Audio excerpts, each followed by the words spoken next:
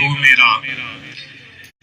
میں یہاں تحریک لبیک کے جمیع ذمہ داران، عہدیداران اور پریس کے نمائندگان اور جتنے بھی لوگ اس آج کی احتجاجی مظاہرے میں یہاں شریک ہیں، آپ سب کو مبارکباد پیش کرتا ہوں کہ مہنگائی کے خلاف اٹھنے والی آواز کا آپ حصہ ہیں، اور کوئی وقت ہوگا شاید کوئی آپ کو یاد کرے کہ وہ اگر نہ اٹھتے تو ہمارے یہ مسئلے حل نہ ہوتے۔ اور امیر محترم کو مبارکباد پیش کرتا ہوں کہ انہوں نے مختصر نوٹس پر مختصر ٹائم میں جو ہے اس کا سارے مظاہرے کا اور اس کا بندوبست کیا۔ حضرات ذی وقار، بار بار انہی باتوں کو کیا دہرانا، گزارش یہ ہے کہ اس وقت مہنگائی سب کا مسئلہ ہے، لیکن میں جو سمجھا ہوں کہ لوگوں کا کوئی مسئلہ ہی نہیں ہے، مہنگائی کوئی مسئلہ نہیں ہے کسی کا، سب لوگ خوشحال ہیں، سب لوگ ٹھیک ٹھاک ہیں۔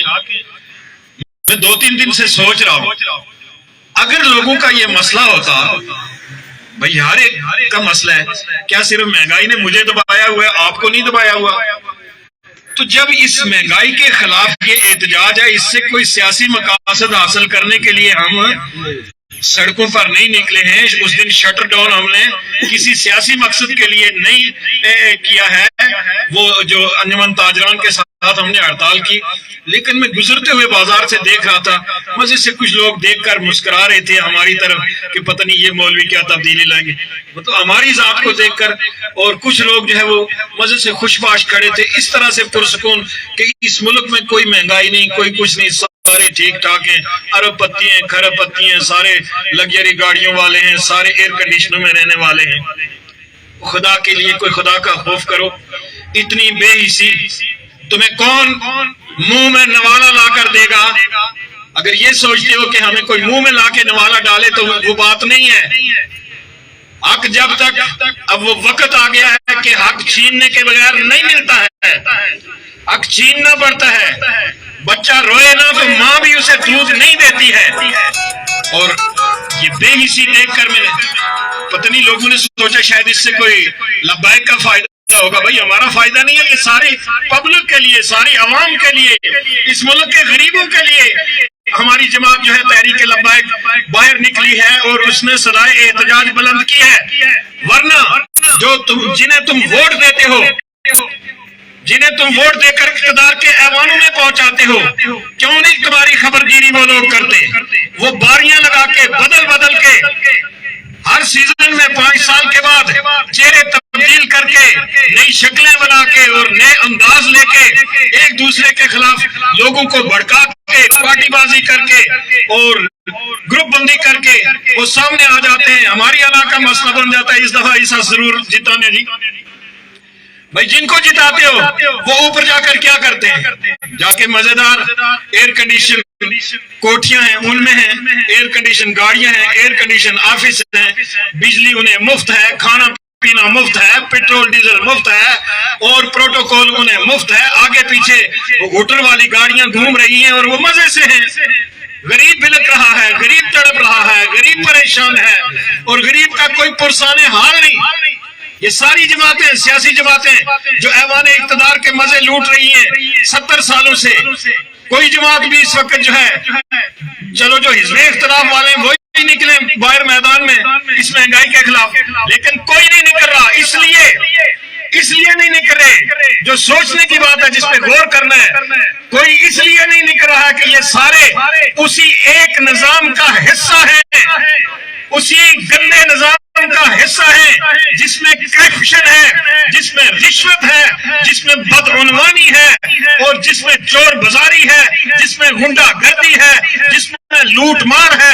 یہ سارے اسی نظام کا حصہ ہیں، اس لیے ان میں سے کوئی بھی ایک دوسرے کے خلاف نہیں نکل رہا۔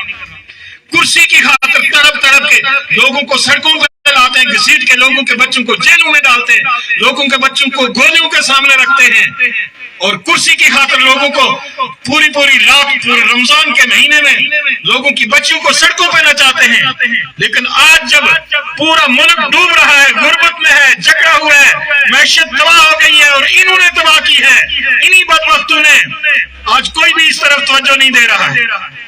سوچنے کی بات یہ ہے کہ یہ جو IMF کل جو مزید اس نے کڑی شرائط رکھی ہیں، زنجیروں میں جکڑا گیا ہمارا ہر آنے والا بچہ جو ہے وہ مقروض پیدا ہوگا اور یہ ملک جو ہے اس کو تباہی کی طرف لے جایا جا رہا ہے. اور یہ بین الاقوامی سازش کا ایک حصہ بھی ہے کہ اس ملک کی معیشت کمزور کرو، اس لیے کہ یہ واحد دنیا کا پاکستان ملک ہے جو اسلامی ایٹمی قوت ہے. اس قوت کو، وہ قوت جو ہے غیر لوگوں کی آنکھوں میں نہیں باتی ہے. یہ ایٹم بم جو ہے اور ایٹمی طاقت جو ہے پاکستان کی، اس کے لیے یہی منصوبہ بندیاں ہو رہی ہیں. ورنہ IMF کے پہلے بھی مذاکرات ہوتے تھے، آپ دیکھ رہے ہیں کتنے دنوں سے مذاکرات ہو رہے ہیں. جو پہلی شرائط مانی جاتی ہیں، دوسری دفعہ جب ٹیبل پہ بیٹھتے ہیں نئی شرائط، کڑی شرائط اور لگا کے زنجیروں میں جکڑ رہے ہیں. تو یہ کیا ہے؟ یہ پاکستان کو بین الاقوامی طور پر ختم کرنے کی کوشش ہو رہی ہے. لیکن اس کوشش میں ہمارے اپنے یہ لوگ شریک ہیں، سابقہ حکمران ہوں یا آج کے حکمران. میں پوچھ رہا ہوں جو قرضے لیے ہیں وہ کہاں کیے؟ کیا آپ کے بچوں پہ وہ قرضے لگائے؟ جو 20,000 پچھلے 4 سال میں قرضہ لیا گیا، 24,000 ارب ڈالر، وہ آپ کے بچوں پہ لگا؟ وہ کہاں پہ ہے وہ قرضہ؟ اس کا سود جو ہے اس وقت 24,000 روپیہ سود خالی بن گیا ہے، 24,000 ارب.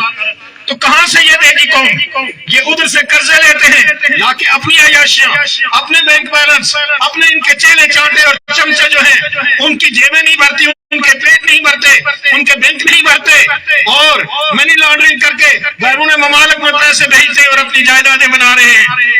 تو اس لیے صرف اس بات پہ غور کرو کہ جن ظالموں نے اس ملک کو لوٹا ہے، دل میں عہد کرو کہ آئندہ ان کے ساتھ کھڑے نہیں ہوگے، ورنہ تمہاری نسلیں غلام رہیں گی. جن ظالموں نے اس ملک کی ہڈیوں سے گوشت نوچ کے کھایا ہے، آج اس کا ڈھانچہ رہ گیا ہے، ان ظالموں کے ساتھ کبھی نہیں کھڑے ہوگے. اگر کھڑے ہوگے تو اپنی تباہی کے ذمہ دار آپ لوگ ہیں. آپ کو غربت میں وہ دکھیر رہے ہیں، قرضے آپ کے نام پہ لے کر کھا رہے ہیں. ان کی اولادیں جو ہے بیرون ممالک میں پڑھ رہی ہیں، آرام سے سکون سے بیٹھی ہوئی ہیں. تمہاری اولادیں جو ہے وہ سڑکوں پہ رل رہی ہیں، ہمارے بچے بھوکے مر رہے ہیں. لہٰذا آج یہ دل میں عہد کرو کہ آئندہ اس ظالم نظام کا حصہ جو بھی سیاسی جماعتیں ہیں ان کے ساتھ مکمل بائیکاٹ کریں گے، ان لوگوں کا ساتھ دیں گے جو اللہ اور اس کے رسول صلی اللہ علیہ وسلم کا نظام اس دھرتی پر نافذ کریں گے. اور دین جب تک تخت پر نہیں آتا ہے ہمارے مسئلے حل نہیں ہوتے ہیں، چاہے الٹے ہو کے لڑکو یا سیدھے ہو کے لڑکو. اس کا واحد حل یہی ہے کہ اس ملک کے اندر نظام مصطفیٰ نافذ ہو. جب تک نظام مصطفیٰ نافذ نہیں ہوتا ہے یہ اس ملک کے بچنے کے چانس نہیں ہیں. اور اللہ اس ملک کا حامی و ناصر ہے انشاءاللہ العزیز. ہمارے بزرگوں نے یہ ملک بنایا تھا، آج ہم یہ بتانا چاہتے ہیں کہ پاکستان بنایا تھا، پاکستان بچائیں گے. لبیک کا بچہ بچہ اس ملک کو بچانے کے لیے اپنی جانیاں لٹائیں گے، بزرگ اپنے جانیں دیں گے، قربانیاں دیں گے، اور انشاءاللہ اس ملک کو دوبارہ ہم اپنے پاؤں پر کھڑا کریں گے. وآخر دعوانا ان الحمدللہ رب العالمین.